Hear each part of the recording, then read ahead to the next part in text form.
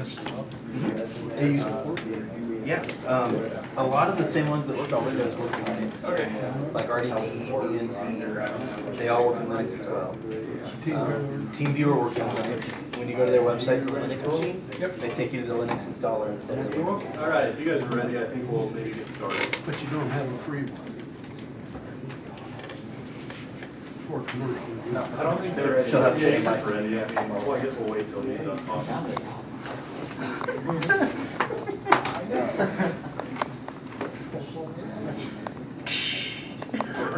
You ready? Okay. So, for those of you that don't know me, I'm Joel. I come to the meeting sometimes when I'm in town. Today we're going to talk about security cameras with Linux, specifically ZoneMinder.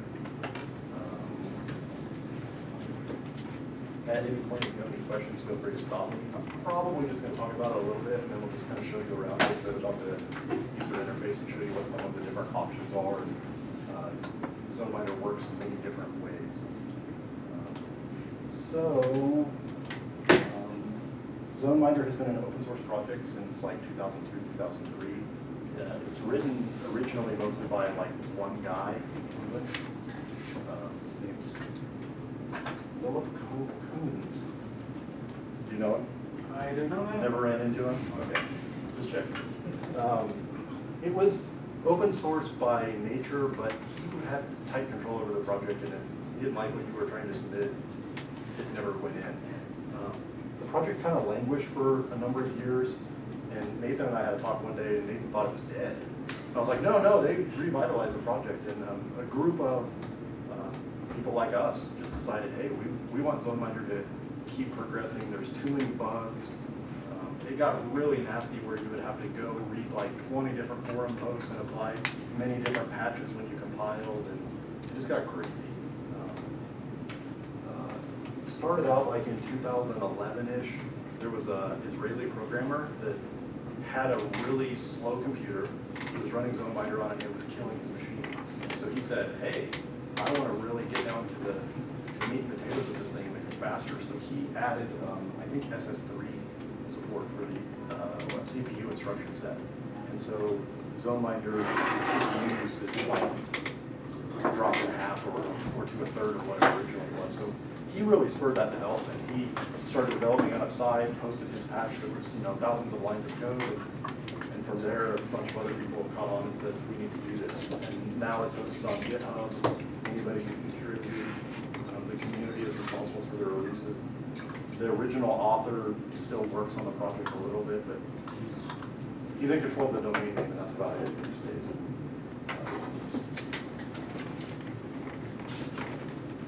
So let's talk a little bit about security cameras themselves, because when we start looking at some of the other pieces, this will make more sense. Has anybody ever seen an episode of like CSI on TV? Right? So like they'll take a picture and they'll like enhance it and enhance it and enhance it, and then they'll get like a reflection off of a light bulb and see a full picture of somebody's face, right? Yeah, that's not real, right? We all know that.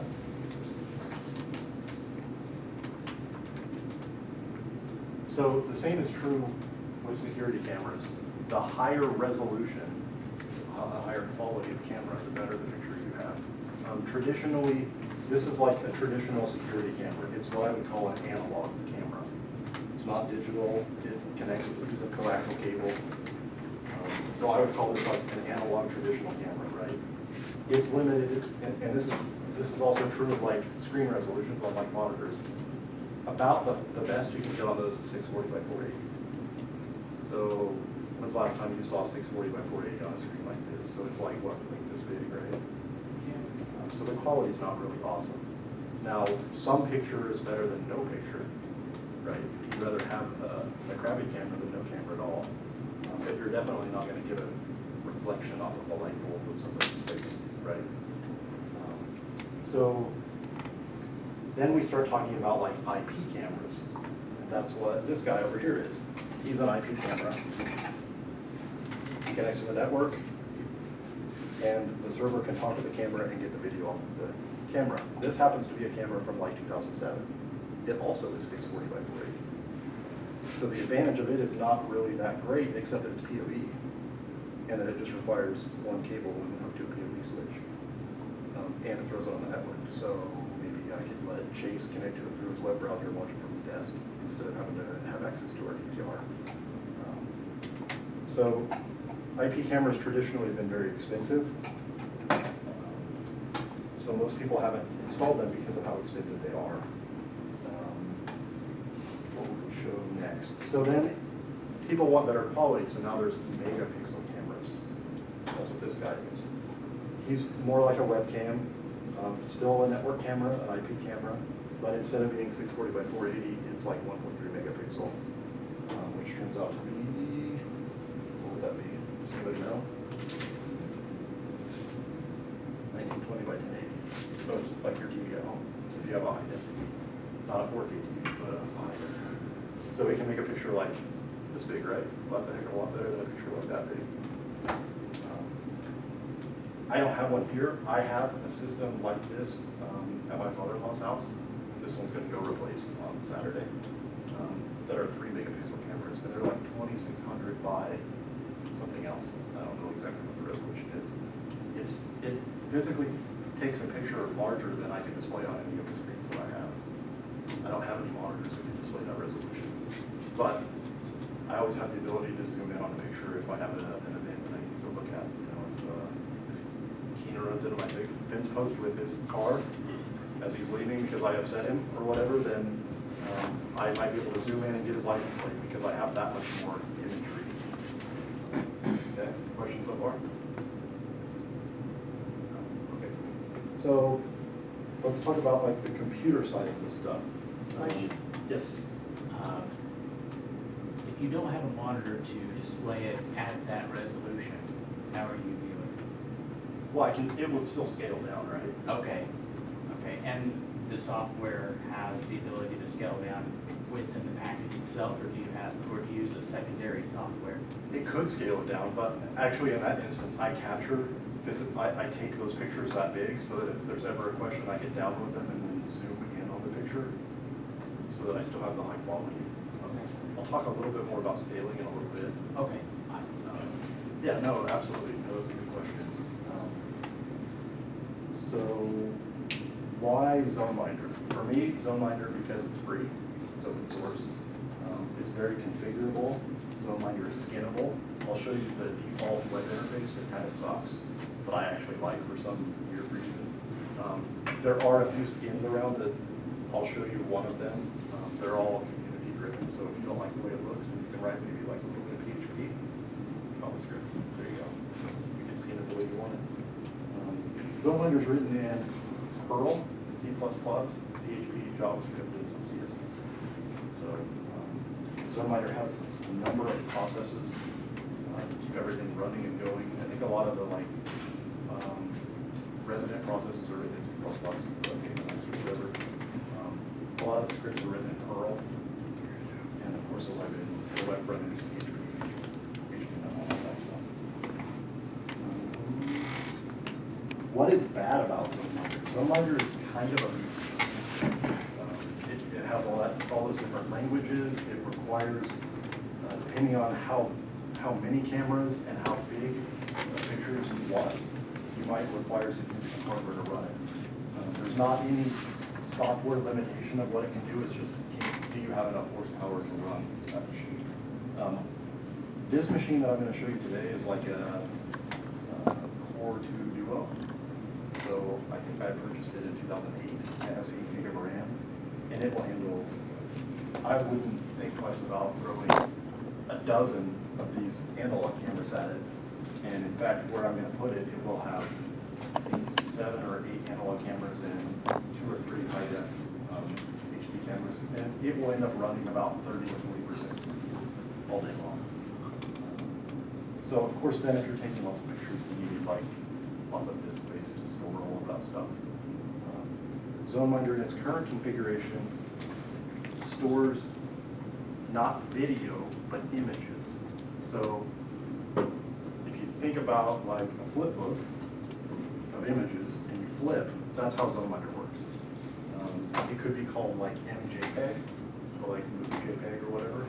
It's just a series of pictures It has the ability to export video files like APIs or MPEGs or whatever through the FFmpeg library, but its storage is all individual JPEGs, which for me makes it really easy. If I want to see that one picture, I just go download the one JPEG or one close enough in time to my machine. Then I don't have to download the whole video and try to resize the video. So for me, that's cool. They are working on storing natively in video eventually. Questions thus far? Okay. Board yet?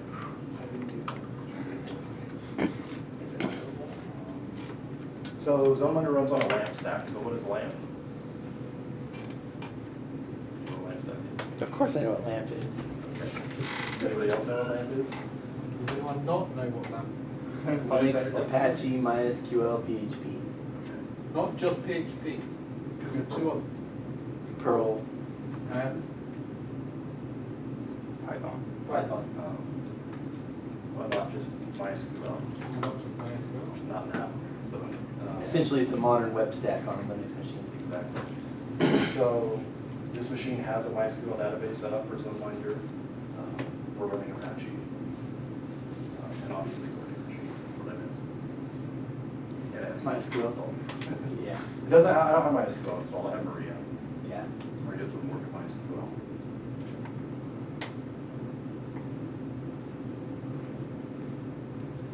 Okay. I already have everything installed, but for my distribution, there are packages for this. You can compile it by hand if you're crazy. And I used to do it, and I had like 5 pages of notes on how to do it. Oh my God. So I would strongly suggest you just find the package. At that point, you should just be a developer and fix the problem. Right. All right.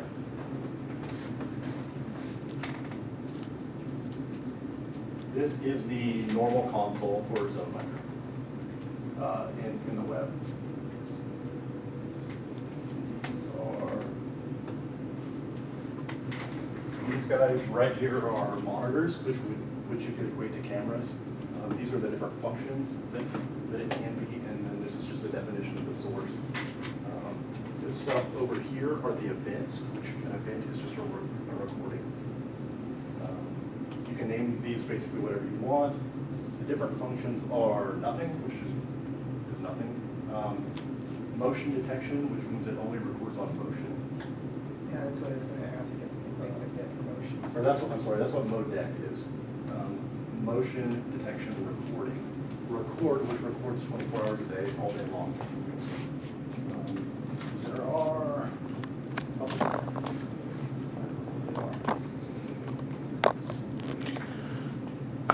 Mocord, which is like a hybrid of motion detection and recording. And I don't know what nodec is. That one's new.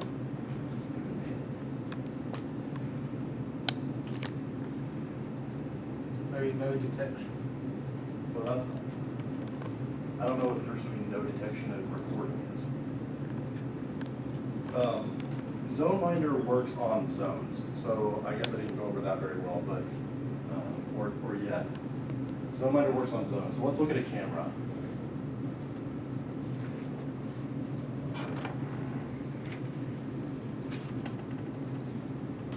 Okay, so here's the camera. Okay, so this image is an entire zone, and we can see the zone attributes if we click. Can we see what problem he's working on? What's that? You didn't even know. What did I do? He wasn't paying attention, he was doing his homework, and that's what he's focused on. I said, can we see what problem he's working on? Okay, so ZoneMinder has the ability to carve out different areas. So, like, let's say there was a tree right here at your house, and the tree grows in it all the time. You could carve out the zone and say, don't record on motion in that area. This is one of the really awesome, powerful parts of ZoneMinder. Commercial grade DVRs also have the same thing. I like ZoneMinder better. So this camera is configured, the entire camera is active, and so the entire area of what it sees, it will work on. I carved out a different zone while I was playing with this camera. have two zones. I have all zone and I have an inactive zone. So you can see that I carved out this section and said ignore anything that happens over here. So if you do that, then you can ignore an area. So if you had these outside, you could ignore the street, or if you had them. I used to carve out areas for my trees at my house. So when the wind blew and the tree would move a little bit, it would record. That's cool. Saves you a little bit of disk space, and it saves you from having to look through false alarms, if you will. Is it, how sensitive, is it like, how short do I need to keep my gas mode? It depends on the resolution of the camera, and it's all configurable. Do you currently take pictures of your yard? No. No. Just, So leaves used to blow across my yard and set the Yeah. recording off. There are ways to change the motion detection sensitivity, but then there are also just ways to mask. This is a way to mask. so it's not just based on like, okay. So you can do it on pixels, and you can do it on like blobs. It's entirely configurable. You can go as crazy as you want with ZoneMinder. It's not like high sensitivity, low sensitivity, and medium. It's like, what do you want it to be? And you can really dig in and go crazy. They have pretty sane presets, but you can go crazy, and you can really screw it up where it doesn't seem to work at all. And I've done that. I had to reset this up, whatever. So on this camera, I'll show you that.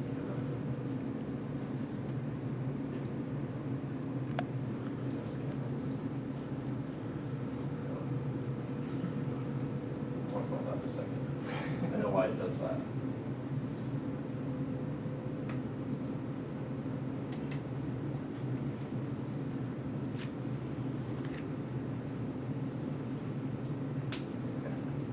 So on this camera right now, the state is idle and we're recording at 30 frames per second, which means we take 30 pictures every second. Okay, so the way ZoneMinder works is everybody know how diff works. You know what a diff is? Differential. Like if you have two text files and you ran a diff, it would show you the differences. The way ZoneMinder's motion detection works is on the principle of diffs. It takes the first JPEG image, and it takes the second JPEG image, and it compares it and says, what is the percentage of difference? And whatever your configuration settings are, it decides whether that's enough to deem it as being motion. Okay, so that's a way you can tweak it to, like I require 2 frames to be different instead of just 1. That way it kind of gets rid of some of the false alarms. So we're recording at 30 frames per second, and right now it's alerting and it's recording because I'm putting my finger over on the left side. But I've masked out this side, right? You guys saw that earlier, correct? So then if I do the same thing over here, it stays in the idle state. So it's totally ignoring everything on this side of the screen until I get pictures of the middle. Makes sense? That's kind of cool, right? That is awesome. That's So awesome, you yeah. can. So why didn't it set off for Chase? Because he's a ghost. Because he's a ghost. Because his shirt is too bright. Because Chase is too far away. He doesn't. This camera's capturing at 640 by 480. So how many pixels do you think he's taking? Like very few, right? So if we made it sensitive enough for Chase to set it off, it would probably record continuously just based on like color changes and light differences and whatever. Now, if we had a megapixel camera, a multi-megapixel camera, we would probably want Chase to set it off there because we would have enough pixels to have different. Yeah, so I saw that there were 2 trigger states. There was like alarm and alert. Yes. Was that based on like the percentage of? I think it's based on time or the number of observations. Yeah, it can go into an alarm state and not start recording yet. Probably one of the many things that you can tweak. Exactly. ZoneMinder has the ability to trigger other things based on the alarm state. There's a Perl script for that. And like, if you were really cool and wanted to really do something, you could have it on alarm state of certain cameras, have it send you an email. There's functionality for stuff like that. With all of these Perl scripts, it's really possible. ZoneMinder does not record audio. I probably should have led with that. We only record video with ZoneMinder. And it's because we use the video for Linux library for a lot of this stuff, especially for the analog cameras. And since we take JPEGs, can you store sound in a JPEG? Probably not, right? Maybe. Chase probably can, but I can't. Only if it's a little dancing chicken. If you wanted to store audio, is there the ability to have an add-on or? You would have to do it with some type of triggering, right? So you'd have to say on alert, start capturing from the sound card. You'd have to do it totally external to ZoneMinder. And I think there are some people who have written scripts and some guides of how to do it, but it's not widely done. And I would say that in general, in the security camera industry, it's not, recording audio is not widely done. I would guess just shooting a number out, 10 to 20% of all systems can record audio and do. Very few actually do. From what I've seen, if audio is important in a situation, then you have an audio system just for whatever the situation is. And it's totally separate from the video. Yeah. And so like in the case of this, let's say we could do it. Let's say we knew that we could use some package to grab sound from the sound card and we have a microphone or whatever. We have a camera that has a built-in microphone. We would have to script all of that. And let's say we're doing analog cameras, we would either need to have a mixer and mix all the signals together for our one sound card, or we have to have multiple sound cards, one for each camera input. So it could get interesting.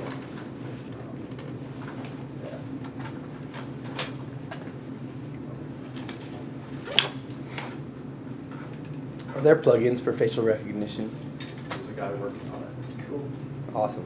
Yeah. What about other kind of recognition, like license plates or That's numbers working on or? a license plate one. Awesome. Sounds like a cool guy. I'd like to meet this man. Sells ZoneMinder systems for a living. It's a cool job. And home automation software. He does what? He sells ZoneMinder systems and home automation systems that he builds from open source software for a living. He lives in Europe somewhere. Okay, so this camera that we've been playing with is an analog camera. It uses the Dev Video Zero device. So if you know much about Linux and dev devices, that's just an analog video port, right? I have in this system, just for testing, a old TV tuner. I have a really old TV tuner that I used to watch TV with. It has a couple of what I would call like RCA inputs. So it will do things that looks like this, right? There are a few companies that make capture cards that have multiple inputs, specifically for camera systems. If you want to record analog and there's something wrong with that, you just need to find one that has Linux support, which would mean that it either has a specific driver like my TV tuner card does, or like has video for Linux B4L support. There's a company in Missouri that sells them, but I used to buy them from a lot. There's a lot of cheap ones on eBay too. There are a lot of cheap ones on eBay. Sometimes the ones on eBay don't work. Correct. As most things with eBay. So, does anybody know why I have that weird squiggly stuff on my camera when I showed you the other one? PTSD versus power problems. It's not. We're pulling two different feeds from the same different. Okay. So, this is a video for Linux problem, and this is one of the reasons why I'm getting away from analog cameras and why I really want to go to IP cameras. So I want to go to IP cameras because they have awesome resolution, and because I can put them on the network and I can go to cool stuff with them. Another reason is because to really get 30 frames per second with this camera, which we were, I need one single chipset that can feed me 30 frames per second. A lot of inexpensive cards have one chip, which would be one, that's what this guy is, right? He's one chip, video zero. But that little number one next to it means input number one. The TV tuner card in here has 4 inputs to that one chip. So what the chip does is when you ask for just the one by itself, you get 30 frames per second. When you ask for 2 different ones, it has to pull them, and that takes time. It takes time for the chip to change channels. And so when I enable this other analog number 2, we will no longer get 30 frames per second. And we won't even get 15. Oh, because if it's not going through one, it's going through all. No, because anytime that chip changes channels, it takes time to actually physically change The overhead. It's overhead. And the more inputs you put on a chip, the worse it is. So like 30 frames per second is pretty standard. So with one chip, it's not uncommon to get 30. With two, we're gonna get like 10, which is still acceptable. 10 is still pretty decent, right? Actually, we are getting 15 right now. I'm a liar. That's weird. Earlier we got 10. I've seen 7.5 with 2, and I've seen 1.5 with 4, just because of overhead. This might be a slightly different chip than what I normally use. In fact, it probably is. Okay, so why is this happening?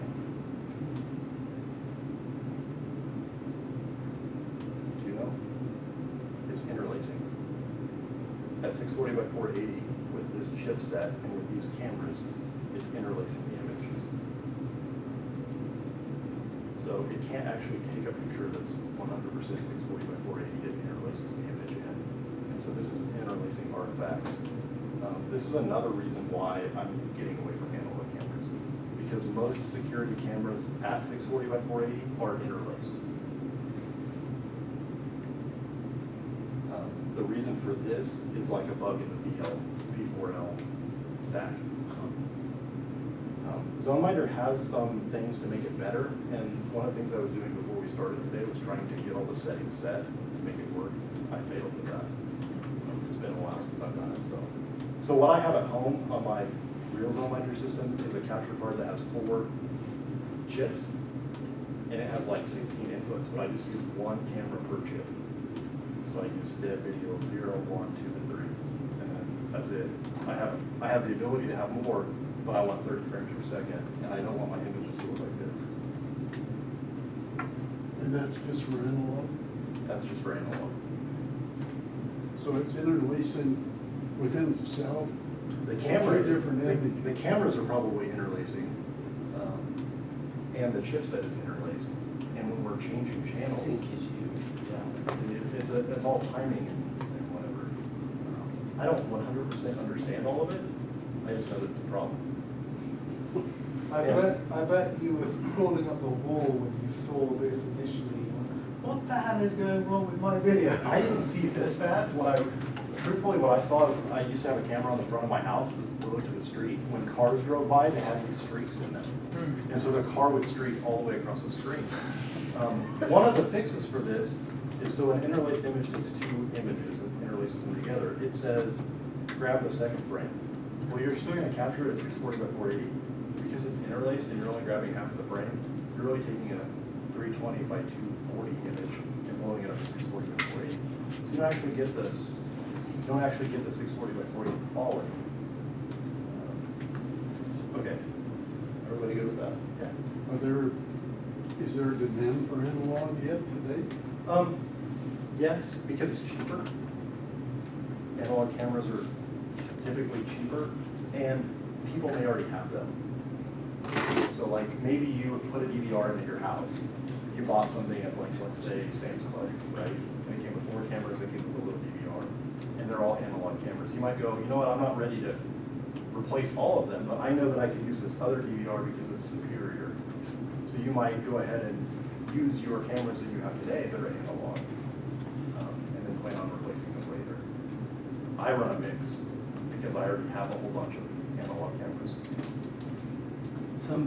Some companies, especially commercial companies, are doing it. They say that the analog systems, they call it closed circuit television, CCTV, and they say that that's a security thing because your video recording system, your surveillance system is completely closed off from everything else except for at your DVR, however you interface to it.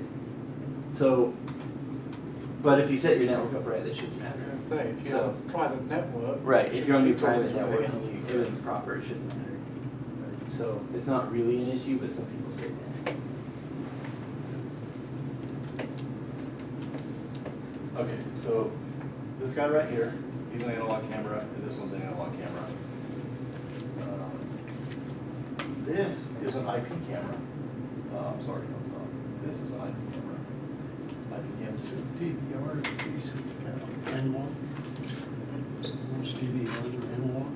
Okay, so what we're doing here is we're saying, go out to this IP address, feed it this username and password, and go get something from a CGI script. The CGI script on this camera basically returns me a JPEG. So I'm asking the camera to start streaming me a JPEG. So this is how IP cameras started to begin with. They were all like MJPEG is what I would call them. How far are you, Nathan? Almost there. I'm working with Windows, man. What? It's always a gamble. It's So there's nothing wrong with this method. This is equivalent to like doing a wget, basically. Your does most people know what wget does? Or curl. You're basically asking for an image back. And so it does that all day long. Still IP, still okay. This How much bandwidth does that kind of thing take up? Which one? Just running cameras over your network. Okay, this little guy is 1.3 megapixel, 200 kilobytes per second. Just not really that bad. Yeah. Especially for that good of quality. Yeah. So I don't know what the 3 megapixel cameras that I have do. I know that each picture it takes is roughly 3 megabytes.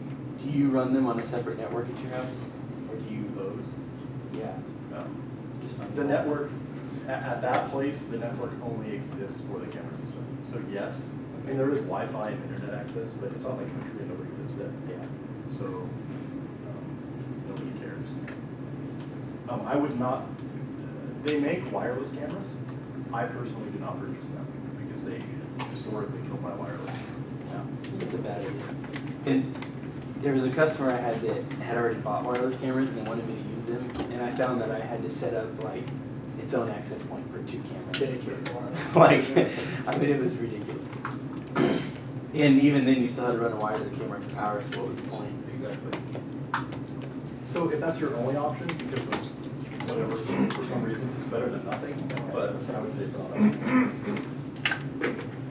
Okay, so this GeoVision IP camera. GeoVision is a company that makes security cameras. Hey, everybody's keying. There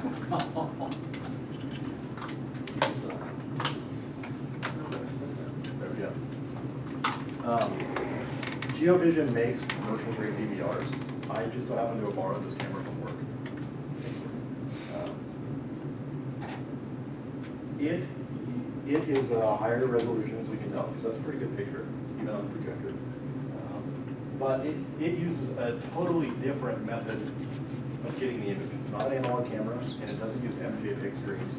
It uses something called RTSP. So we'll see that when we go in here and look at the source. So that says RTSP, which is a protocol. RTSP stands for Real-Time Streaming Protocol, right? Is that right? That's right. So I don't know a lot about it. My understanding of RTSP is it's basically a protocol for streaming video, and it's standards-based. So this is a very proprietary camera that will only work with their DVR, right, and their software that you have to pay for. But they put an RTSP source on the network, and ZoneMinder's like, hey, I can talk RTSP, so it doesn't care. I would say almost every IP camera you get from China or wherever, they almost all have an RTSP output behind them. It's so open and so just basic, they build it all in. So they thought they were proprietary, but they really just. So here's how they're proprietary. I found this out as I started playing with these. We run an analog camera. We run a couple of analog camera systems, and these happen to come with our DVR when we purchased them a few years ago. It's like demos, like, hey, buy our IP stuff. Their software will only recognize their IP cameras. Oh. And they RTSP them, which is fine, but they must do some sort of fingerprinting or they log into the web interface first to verify that they're actually their models and whatever. I see. So you're on the block list. As long as you use their software. You can use other people's cameras, but you have to license that feature from the system. Oh, I found out. And that's why we don't use proprietary software. So I don't care about using their proprietary camera. It produces an RTSP stream. I'll use the ZoneMinder all day long. Is this Top 40, and I'll get your address in a second. I actually had to email the second one? the eBay seller. I was like, what's your RTSP stream for you guys' cameras? And they sent it to me. So. They knew it? Yeah. Okay, so as we'll find out here in a minute, bad thing about RTSP. You have to There's find not the a standard for how to access the screen. It's a URL, basically. So it's an address. This particular camera, RTSP's on port 8554 and uses the CH001 SDP. It's fairly typical, I think, to see the SDP part. I don't know what that stands for. But each camera or each different vendor sometimes changes the string URL. So it's the same port. I think the default port for RTSP is 554. 554, Yeah. This one, for whatever reason, they use 8554. Probably a It's way to proprietary. like hide it from you, right? But what we know about people on the internet is they all like to play stuff like this. And actually, I think if we log into the camera's web interface tells us that you support 8554. I was like, hey, cool.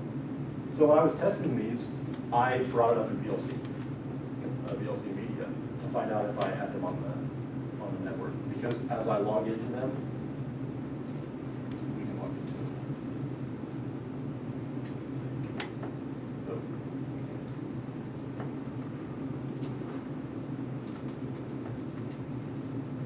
Does Nmap recognize RTSP sources?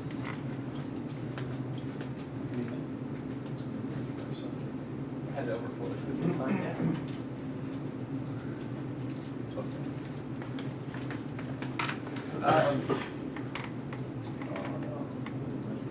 It might see the protocol, but it won't know the URL. Well, yeah, but at least you'll know if it's there. Guess the URL doesn't like it. Well, that's all Nmap's there for anyways, just to identify it's there.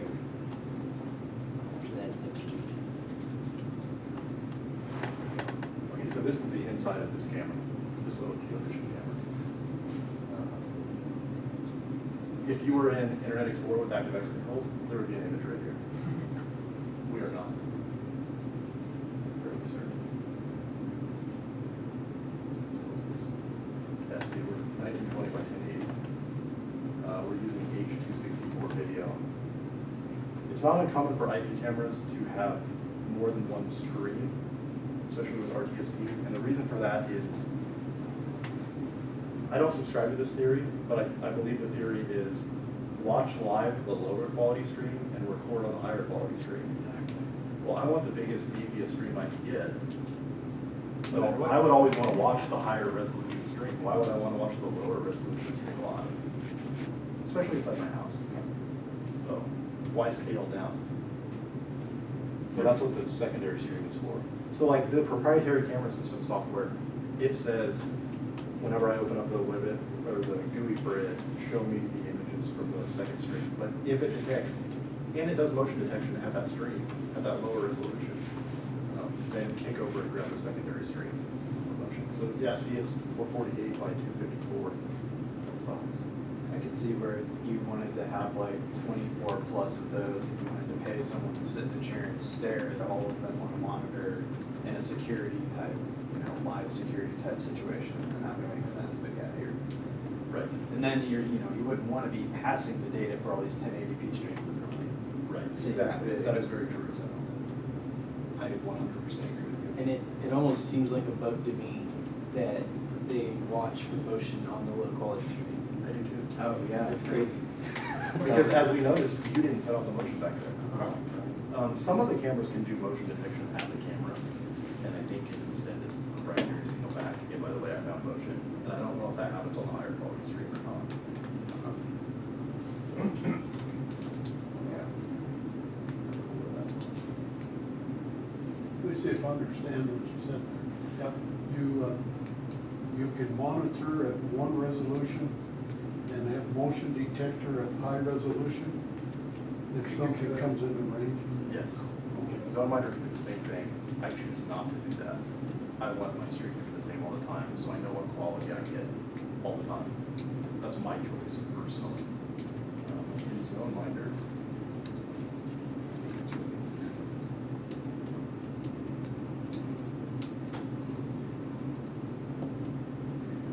What's that? Capture width. No, it doesn't range per second. I'm sorry. I think there is a way to change resolutions in ZoneMinder too. I'm sorry, I confused something.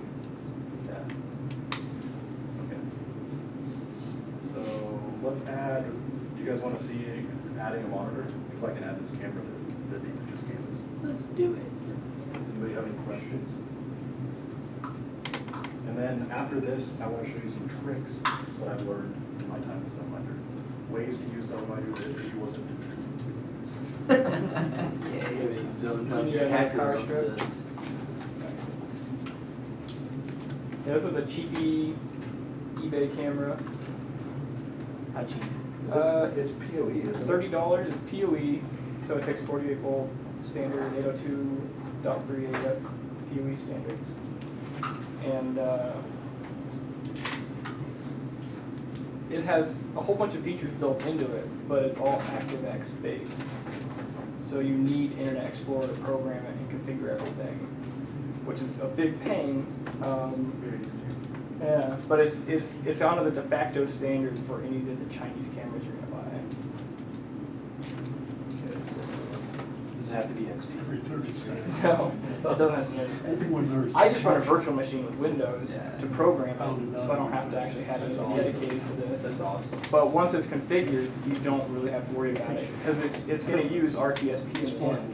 So you set up your RTSP stream, you give the IP address it needs, you throw it on the network, and you never have to touch it again. You said PoE is that power over Ethernet? Power over Ethernet, yeah. Which is nice, because then you can just run one Ethernet cord all the way across wherever you're going to run it, and you power it wherever your main source is. I love me some PoE. No extra power wires. Finally did that with the phones at work. It's nice. Yeah, I actually had to send out an email to everybody, like, don't plug in your power supply and the PoE, because they fried some phones. And it was 1280 by 720. You would think that manufacturers have cutout device, so that if the mains got plugged in accidentally. Well, we found the ones where there was a manufacturing fault, but by some, Perfect. Wow. See how easy that was? But did you see how long the URL was I had to type in? Yeah, go back and look at that. Show them how different it is from your That's other one. amazing. Oh, wow. So the difference is, well, we choose, I don't know if we have to do this, but we pass the admin, or we pass a username and password in the stream URL on this camera. Yeah, this one you do. They actually, this is why I asked them on the email. Okay, so that's the entire stream. And we actually do something similar with this camera, except in a different form. We pass username and password here. And this is because this particular camera. And on both of these cameras, is the Manufacturers, username and password things you can change? Yeah. Yeah, I configured the, actually, you can add users to that one if you want it to. Okay. So on Okay, both of them, you and can change the stream password. is, you don't have to worry about anybody picking the user credentials off the stream if, say, they were able to find the Right. stream. Is that encrypted? I don't think No, so. absolutely not. It's totally a useless feature, to be honest, so. It may not even be a requirement. Yeah. I just don't have time to mess around with the camera. Yeah, I hadn't actually tried to get either. Yeah. The easiest way to test with these is VLC is a native RSTP, Exactly. RTSP, sorry, client, so it will connect right to the camera. You can view the stream, play around with it really easy. Actually, if you want to show them the secondary stream tool with VLC, do you have VLC on there? I don't. Okay. I wish I did. If you change the stream from 0 to 1 on that URL, it brings up the secondary stream, which I turned way down to lower bandwidth. I think my browser was here. Okay. Maybe. Let's find It's out. worth a try. Oh. What's this one? That's something different. Okay. I think if you had the VLC plugin for your browser, it would. I don't have VLC installed. I have the VLC library installed, but not the. If you guys want to see it, I do have a script set up that takes an RTSP stream, runs it through VLC, and it sends it out as a WebM file in the end. So then you can just view it on any browser, stream it out to any website you want. Yeah. Package it up and put it in your website. Okay. So here are the events. This is what our default event thing looks like. So then we go back here and we go, oh, what happened here? Oh, look, this was me messaging the camera. It's very archaic. I guess the web design is, and there's a guy working on the web design, right? So, kind of pick it so I up. know you talked about the history a little bit, but what, like, I remember looking at it several years ago, and I made the same assumption, it's dead, I'm not gonna use it, because there's things about it I like, but I just don't see where it's going. So what turned that around? What spurred on the development? The guy who did the performance enhancements, I think, he did that, and he posted this really awesome patch. And then there were like 20 other people that posted smaller, still awesome People patches. interested. And then there was basically one guy, I think that lived in like the Boston area or something, that said, I'm getting tired of compiling all this by hand. This is stupid. I have to go look through the forum to find which patches to apply. And he contacted the author and said, I'd like to move this to GitHub. And after like a year, the guy said, I agree. Sweet, and then it just took off. And then, in fact, he hasn't been active for like the past 6 months. But via GitHub, you didn't have to. Yeah. So you see his name around a lot, and he still hangs out in the IRC chat room that they have. Are they on Freenet? They are, in ZoneMinder. I'm there too. That's how I know what's going on. But now there are, like, maybe, let's say, 7 or 8 core developers that contribute. The original guy contributes occasionally. The guy who did the first performance patch contributes sometimes. And then there are a couple of other people that contribute when they can. You could contribute if you wanted to, if you like ZoneMinder.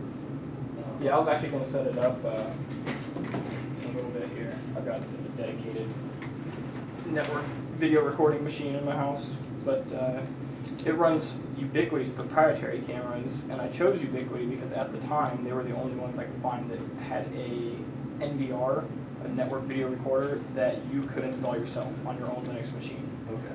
So, but it's still proprietary. They still only accept only their cameras, Right. and it's all based around their. But do they have RTSP streams from the cameras? They do have RTSP. So you could replace yes. your software with ZoneMinder? Exactly. Yes. Yeah, and that was the original plan after all this talked about. Okay, so skins. Here is a different skin.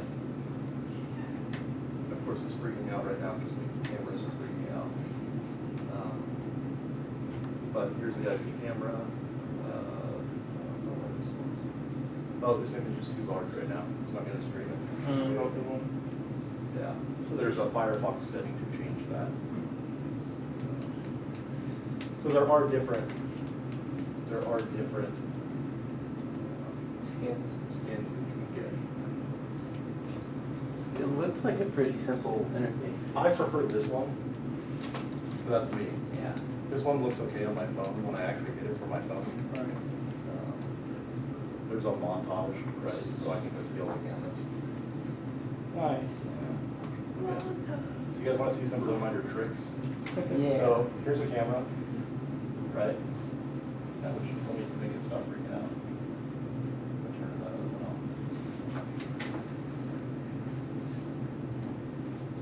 The other disadvantage of using multiple cameras per one chip is they have to have the same NTS/PAL settings and they have to run the same resolution because the chip can't change resolutions fast enough. So ZoneMinder actually refuses to try to use them if they're not set to the same resolution. They turn red, like this guy is right here. Green is good. Orange is good too. Orange just means it's not recording. It's just good. It's set up as a monitor. It's not going to record. It's just live only.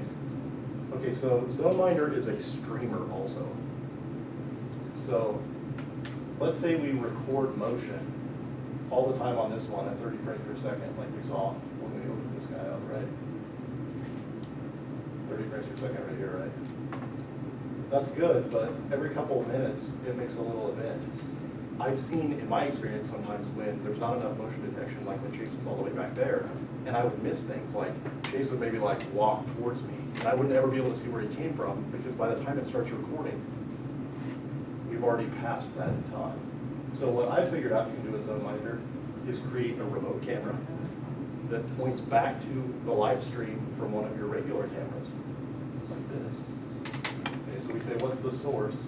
Let's go ask the local server. Let's go ask the ZoneMinder stream for the video for monitor number 1. And let's ask for it at 100%. And let's give me a maximum of 1 frame per second. So what does that do? That says, I've effectively created a hybrid monitor. This particular monitor records at 30 frames per second only on motion, This one is the exact same image, but it records continuously at 1 frame per second. I'm only taking one picture every second. So this gives me history, depth of history, but does not consume crazy amounts of disk space. So I can use the event log of the other one to go find the event, like maybe somebody kicks over my trash cans, right? But then if I'm missing something from those, I know exactly what time it happened, so then I go look at the long recording at the other time. So every second you have an image. Every second I have an image. It's horrible. Like if a guy's walking, right, his legs are doing this, but it'll look like this, right? Because it's not a fast. It'll look like that. Exactly. Yeah. That's how bad it is. But that's better than nothing. You can infer where somebody came from if they're outside of the realm of your motion detection. So you can spend crazy amounts of time tweaking the motion detection and never get it, or you come up with little hacks like this. Okay. Which recording space is one of the biggest things you start encountering once you start setting up video cameras and how long you want to record and how much data you want to pack in. People ask sometimes, how much space do I need? And I ask, how long do you want to record for? What quality? What quality, how long, and it depends on how many cameras you have and what resolution they are. So we might be able to record, I don't know, let's say a month with a 500 gig drive and a couple of analog cameras, but we put a couple of high-res IP cameras in, and that's not a month anymore, that might be a week, especially depending on motion and whatever. So it's all variable. There are formulas you can use to calculate and get an idea, but So can you like loop it, or is it built in the loop it, or do you just have it to where it deletes in a script to delete the files after? so ZoneMinder has these things called filters, which are, they are just filters. But the default one that comes with ZoneMinder is called Perf when full. And it says, go out and find events that are older. Go find the oldest events when the hard drive fills up to 95% and delete them. And it says, find the first 100. So ZoneMinder, by default from the package that I installed, this comes enabled. You can configure it and change it or whatever. But this is the solution for ZoneMinder that says, delete the oldest events and leave the new ones. Can you tell it to save certain ones if they're important to you? It says, For whatever reason. where is the checkbox? Unarchived only. Okay, so you So can if archive. it's not good archived. ones. So like if I really want this event for some reason, I can check this box all the way to the bottom and archive it. If something happened then, that event will never be deleted. And now I have an archived event over here. Yeah. ZoneMinder, where's the timeline? So otherwise, how, like, for your setup at home, what's your size drive and how long does it keep it? When I had 7 analog cameras at my house, running motion detection and recording, I had 6 to 8 weeks on 2 terabytes. Well, that's not bad. Sounds great. I mean, that's, I run continuous recordings at 14 frames per second, Okay. and it's all 720p because of IP cameras. And I think I get 3 weeks with that one back for 1 terabyte.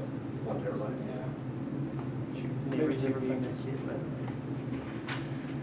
I think it was something else. Oh, yeah. Okay, so No, anyway. let's see. This is something I did for fun. Clean the neighborhood. This camera goes out and gets this JPEG from a web server which happens to run on this machine, and it displays this. Okay, so what is this? That's cool. Okay, so this isn't actually live and working because I don't have the hardware for it, but I have a USB temperature probe, right?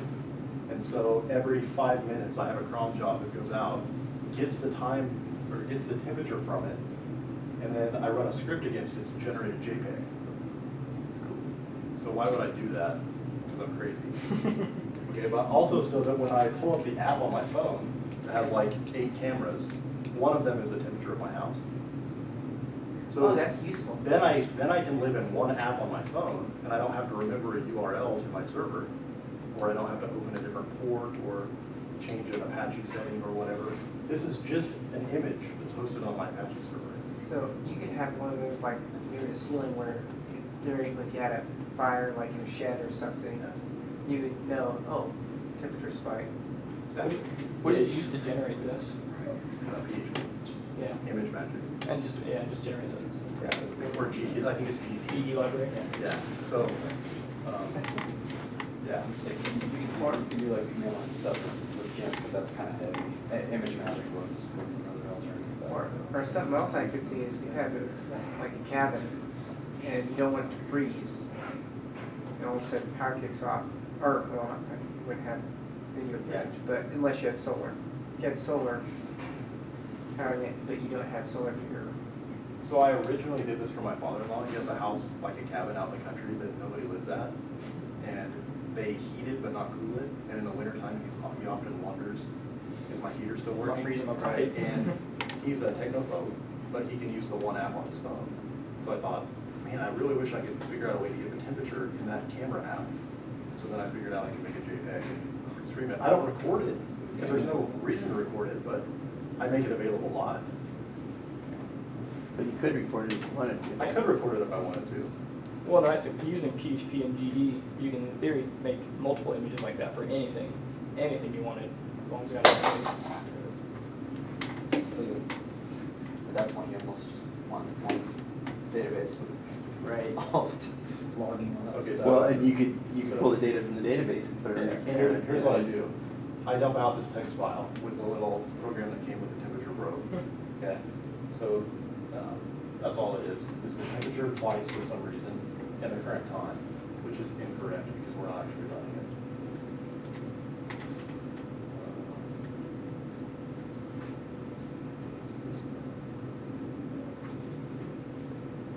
And then we grab the temperature HTML file, we decide to make the image, we set some colors, and then we use this function to actually write it, right? I think that's what this guy's doing, right? We're setting up places. And then we use this image JPEG function to actually write the JPEG out. This obviously implies that I have rights to this location to do it. But it's this much code in like 2 PHP modules. So it was easy enough, I wrote it. Which is also why it's heavily commented. Because I have to leave myself lots of notes. And I have to try lots of stuff before I get it working. It's like, oh, this didn't work, but I don't want to forget what that was, so let me just comment it out. It may be copy useful later. It might be useful. It might have been the right thing. I may have just done it wrong. So,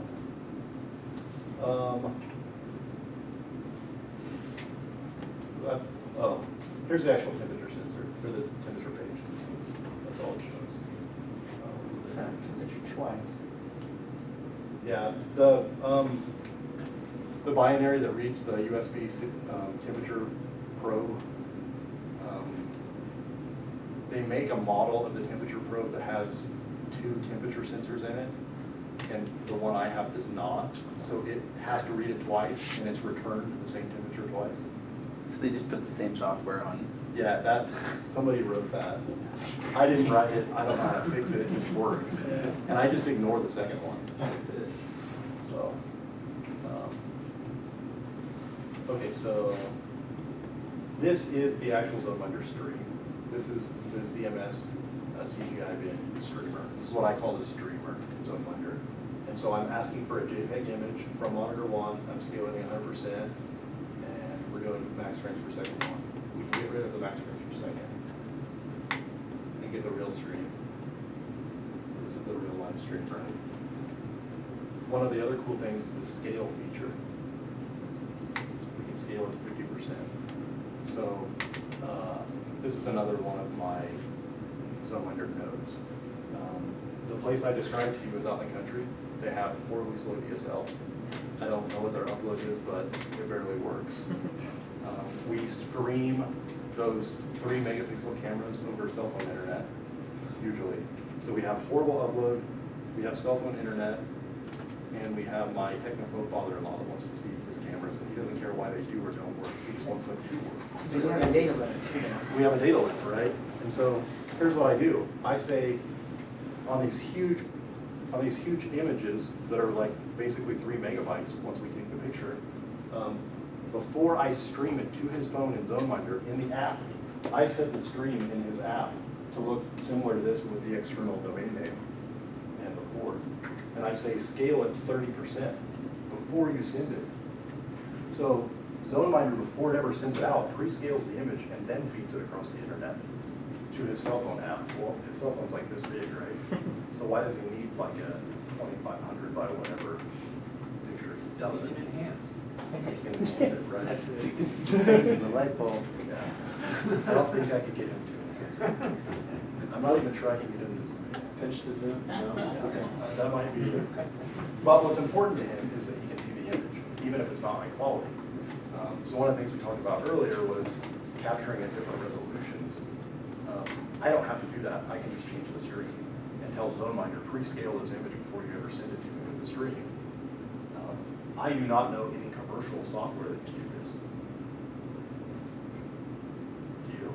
No. I mean, I haven't bought anything anyways. So. That you can go say scale it 20% per stream. Yeah, just on I've seen URL. them where the app will decide things, but I've never seen it where you can make a decision Yeah, on the fly too. Just on the fly per monitor. So I tell his IP cameras pre-scale. The rest of them I just send 640 by 480 and they're fine.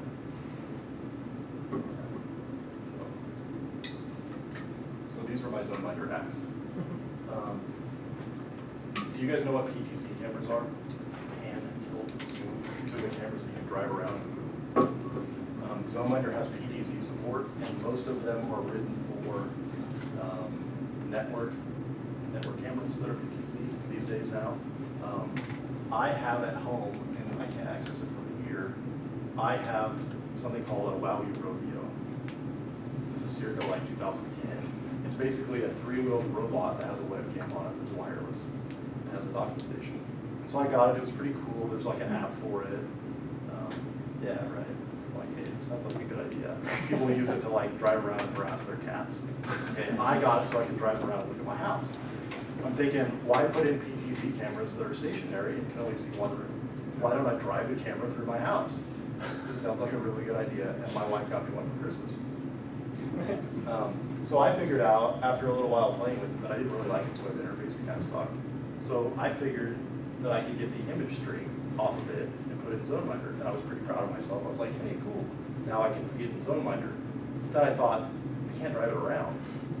So because other people have done the work, and it was easy enough to follow, I took a PTZ camera script that was written in Perl and modified it to use the URLs that the app actually sent to the Rovio to drive it around to detect whether it turned or went forward or whatever. And I hacked together, I didn't really write it, the Rovio PTZ script for ZoneMinder.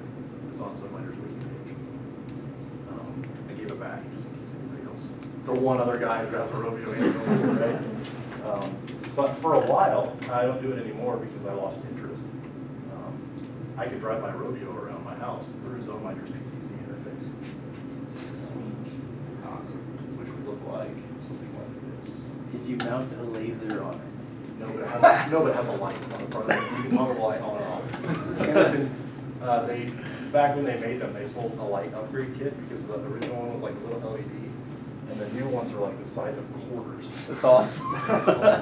It was kind of cool. I used to sometimes drive it into our bedroom and flash it on and off while I was at work to wake my wife up. And John, this is why you need to learn Morse code. Oh Flash Morse code. So you can communicate through ZoneMinder over the internet using Morse code on your remote control robot. So by default, You know, that's a good idea, because if you, if it was a hairy situation, you send a short message and you move that thing and send another message. That's right. You just make it look like you have numbers. so my wife got smart and started closing the bedroom door. But when you can drive the camera around, you can surely bash it into the bedroom door.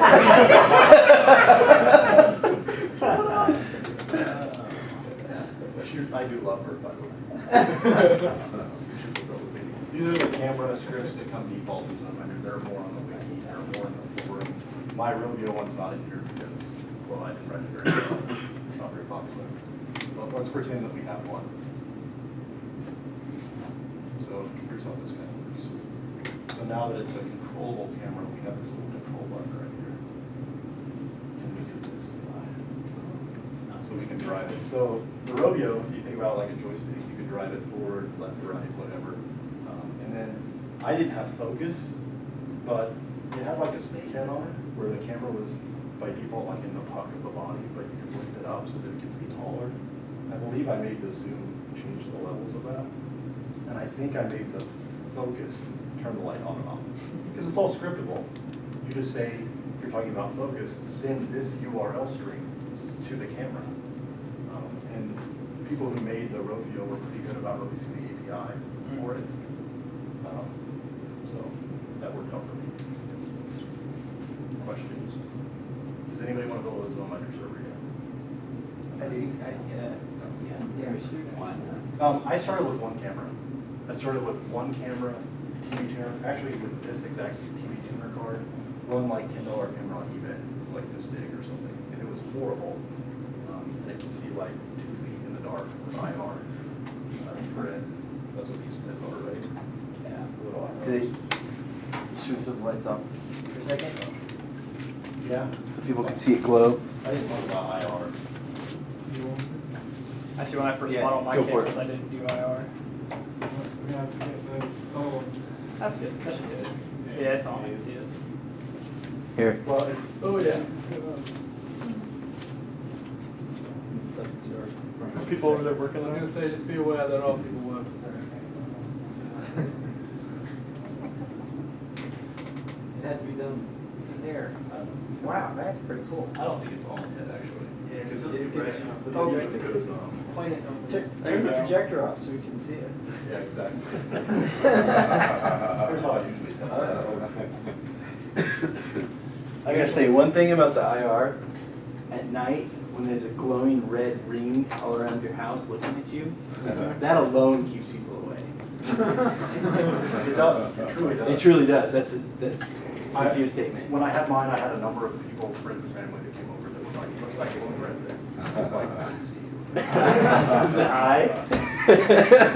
It was pretty cool when I had it to meet people at the front door when they would come over, because I could like watch it on my phone, right? I could be watching TV and then they just pulled up and you could meet them at the front door. Right before they reach over, they open the door. So facial recognition would come in handy, and then you could interface with Asterisk, and Asterisk could come over your intercom and tell you who's at the door. If only there were enough time. Or talk to him, like talk. Right? Say Talk back to the hello. intercom. That sounds like a startup. I think Apple's probably already got the patent for it. Oh, yeah. So I use a free Android app called IP Cam Viewer, which lets you, it supports like what, 2,000 different camera types, different streams. It's pretty versatile. If it can do, if there's such a thing as like a video stream, it pretty much can grab it. It even grabs some of the proprietary video streams off of other DVRs. But it knows about ZoneMinder, and then it also lets you add generic URL strings to it. And so since I know the stream names, like you're showing you where I can scale, that's how I set some of the cameras up on those. So they have an app for that same guy that makes that, or that same company. They have one, not called IP Cam Viewer, it's called something else for Apple devices. What What was was the I name of the talking app? about? I can't remember now. Because we've had to do it for some people. I don't know what's called either, the other one, but the icon's exactly the same, so as soon as you find it. And I think if you Google search for like IP Cam Viewer for Apple, You'll it find comes it. up. So, Have you tried AC? Can AC talk to it? ASCE. It's an app on Android for interfacing to DVRs. oh, I don't know that one. Maybe. Let's try it. I want to show you an Apache trick, and then we're done, and then you can show us the other thing. Okay, so you guys noticed that when I brought up the URL, that it didn't ask me for a username and password. You just let me in. That's kind of dangerous on the internet, right? No authentication at all.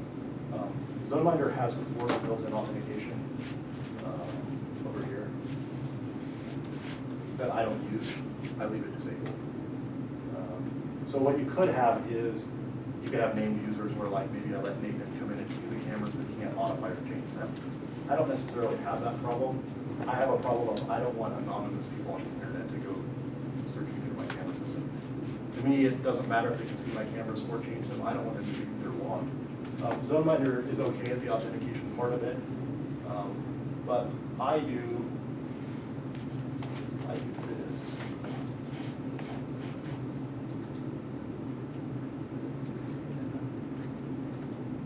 So I use an HT access rule basically. I use Apache's built-in authentication.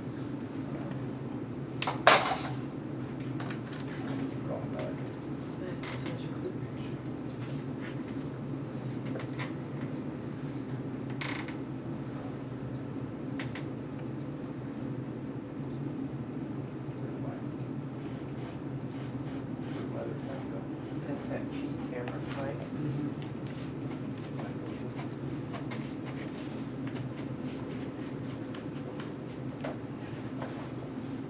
So I'm off here now.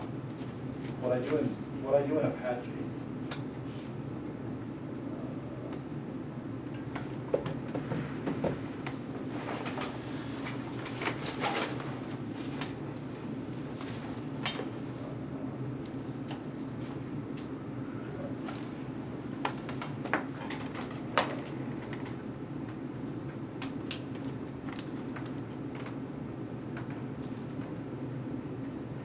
This is what I do in Apache.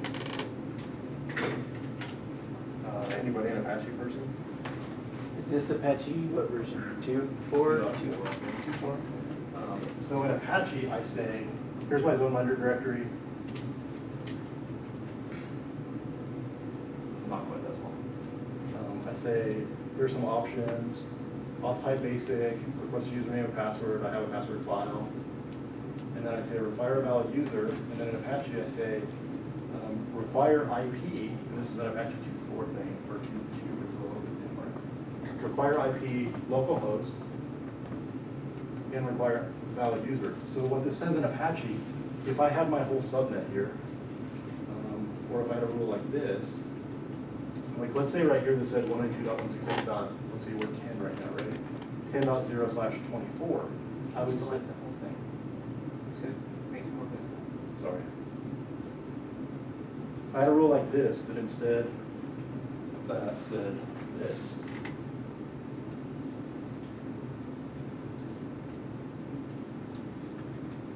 Or if I added this rule.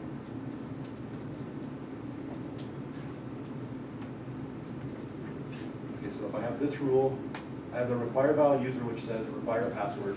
But if I also have this rule, this require IP rule says you can either have a password or you can be in my local subnet. So what this allows me to do is not have to use passwords when I'm sitting in my house and I do it with my laptop or desktop. But when I'm on the road or if somebody externally is coming to my machine, they have to do that. I also use HTTPS so that the password is staying encrypted. This machine is just not set up that way right now. So for the demo, I have to generate a certificate.